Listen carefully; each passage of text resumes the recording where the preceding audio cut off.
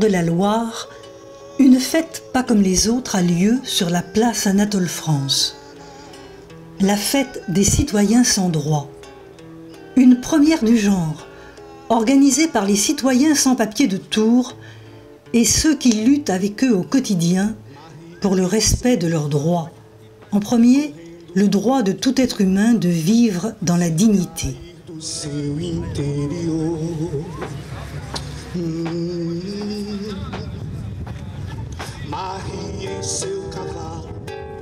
Il est intéressant de souligner que la Déclaration universelle des droits de l'homme adoptée par l'ONU s'est inspirée de notre Déclaration des droits de l'homme et du citoyen de 1789, laquelle fait toujours partie de notre Constitution.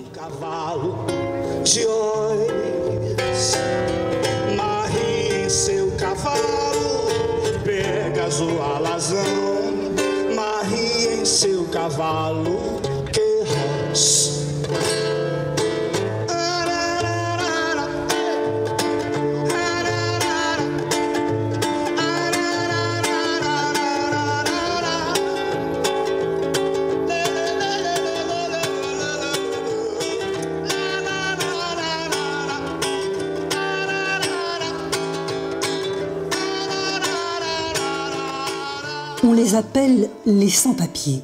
En fait, des papiers, ils en ont, mais ce ne sont jamais les bons. Après des mois, voire des années en France, la préfecture refuse de leur délivrer un titre de séjour. Ou bien subitement, elle décide de ne pas renouveler celui qu'ils ont déjà, sans autre raison que celle d'atteindre les quotas d'expulsion fixés par le ministère de l'Intérieur. Ils ont pourtant travaillé, abondé les caisses sociales, du chômage, de la maladie, de la retraite. Autant de cotisations versées à perte, puisqu'ils n'en verront jamais les retombées. Faites vérifier vos petits papiers à l'occasion d'un randonnion. Qu'enfin on puisse dans le maïs, vous contrôlez. Carte de séjour sont-elles à jour pour circuler sur la chaussée? Vous venez d'où, bande de voyous? On va vous embarquer. Karim, un artiste sans papier, a conçu un labyrinthe géant en carton qui en dit long sur le parcours d'un étranger demandeur d'une autorisation de séjour à la préfecture. Il n'est pas rare en France que les étrangers, comme ce fut le cas quelques jours avant la fête pour Bénique Melkoumian, soient arrêtés et enfermés dans un centre de rétention. Une prison qui ne dit pas son nom. Oui, une prison de laquelle l'État renvoie les étrangers dans le pays qu'ils ont fui. Oui, aujourd'hui, fête étrangère, fête voilà, citoyenne, sans droit. C'est important pour vous? Oui, c'est pour nous, pour personnes qui n'ont pas de papier. Qui sans papier, voilà. Qui sans logement, qui ont beaucoup de problèmes. Et puis, ça fait longtemps que vous êtes en France? Moi aussi, ça fait presque 3 ans aussi. Presque 3 ans. Avec ma femme, oui, mon fils. Il était ici, en France. Il est né ici, il a quel âge? 7 mois. Ah oui, il est tout jeune et on voulait vous séparer de lui. Oui, bah, voilà. C'est pas grand chose, je voulais juste un titre de séjour, je cherchais un travail.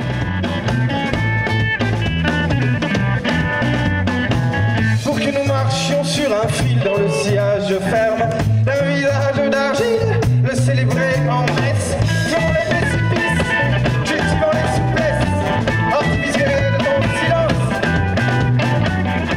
Comédien, auteur et metteur en scène de théâtre, Karim a aussi spécialement écrit une pièce, mais la pluie battante n'a pas permis aux comédiens de la jouer, comme elle a bridé la créativité dans l'espace d'expression libre proposé par un plasticien. Intitulée « Les tribulations d'un citoyen sans droit », la pièce nous entraîne aux côtés de Etc., qui se perd dans les méandres de l'administration française pour tenter d'y trouver les papiers dont il a besoin.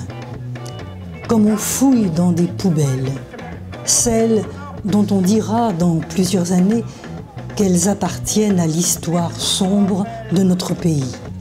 Vous êtes arrivé quand? Il y a 3 jours. Elle est arrivée du Congo, Kinshasa, avec rien que ce qu'elle avait sur le dos. Ah, rien. 25, 22. Oh, j'avais 25. 22. Pas un mot de France. Ah, bah, c'est un petit peu là. Oui, attends. Où dormira-t-elle ce soir? Chez moi. Sinon, c'est à la gare. Hein. Il n'y a rien au 115. Il n'y a rien. La jeune fille que Rosemarie Merceron accompagne est originaire du Congo-Kinshasa, un pays où règnent les menaces physiques, la répression, les risques sanitaires, le viol.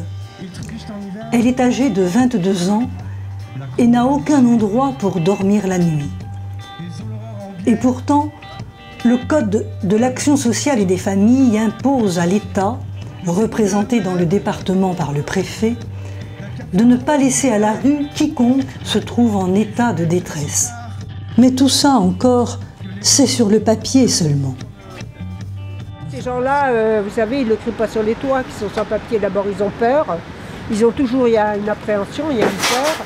Ils savent bien que s'ils vont dire je suis sans papier, bon, ben, ils risquent d'avoir la police.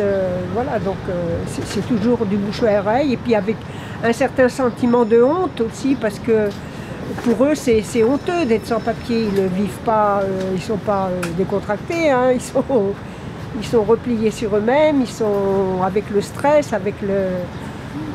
Voilà, tous les sans-papiers sont des gens stressés, des gens qui voudraient bien consulter des psychologues parce qu'ils sentent que voilà, ils s'en sortent pas, ils n'arrivent pas à... Ça débouche sur rien, ils ont leur famille, qu'est-ce qu'ils vont faire, comment ils vont faire. Et puis il y a un sentiment d'injustice, hein, pourquoi... Voilà, la plupart s'attendaient d'abord à un accueil. Hein, on pense que la France est accueillante, on pense que voilà... Ils ont fui parfois la guerre, parfois la corruption, des tas d'événements politiques. Donc ils s'attendent à, voilà, au moins ils vont s'en sortir. Et là, c'est le blocus complet. Le collectif des citoyens sans droit, c'est un collectif qui s'est créé à partir de demandeurs d'asile et de gens qui sont effectivement sans papier parce qu'ils sont déboutés du droit d'asile, et d'autres qui ont été en situation régulière et dont le titre de séjour n'a pas été renouvelé. Voilà. Et l'idée, c'est que tous, ils ont en commun d'être des citoyens qui, quand ils arrivent en France, perdent tout droit. Et l'idée, ça a été donc de considérer qu'on allait globaliser l'ensemble des situations très hétérogènes à travers ce mot très général de citoyens sans droit. Et on fait référence aux périodes ou aux pays, parce que selon les périodes et les pays c'est différent, aux périodes ou aux pays où le fait d'être dans un pays, d'y vivre, d'y élever ses enfants, d'y travailler, ça suffit à déterminer le fait qu'on est citoyen. Et que la question de la nationalité n'est pas obligatoirement liée à la question de la citoyenneté. Pendant la Révolution française, on pouvait être citoyen et étranger. Autrement dit, on avait le droit de vivre dans la cité. C'est de là que vient le mot citoyen, sans condition de nationalité. La seule exigence était d'adhérer aux droits et aux devoirs fixés par les lois de la République.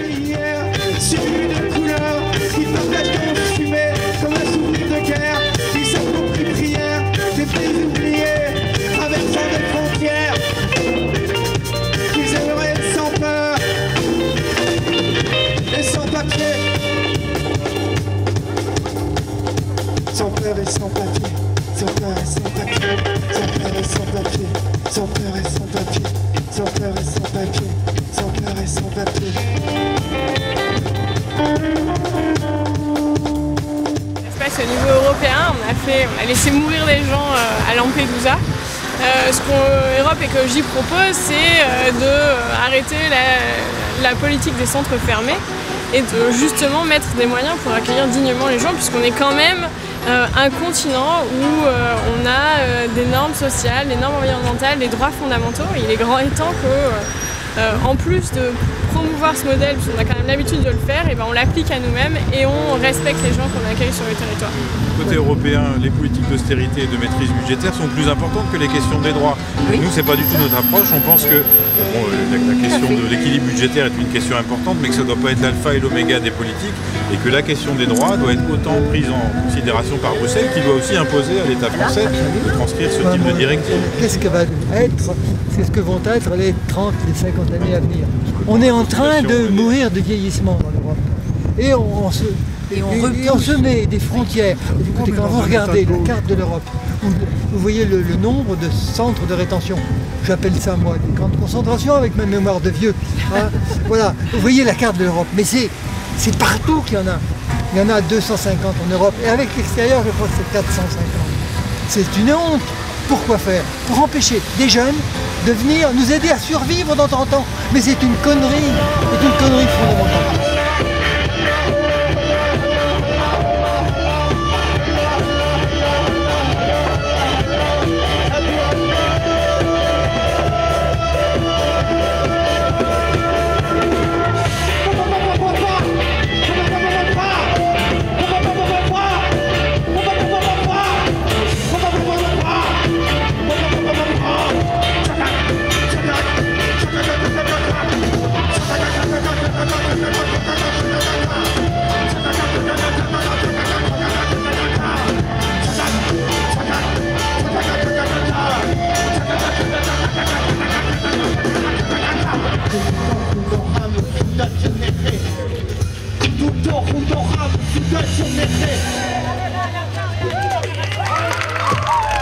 Merci.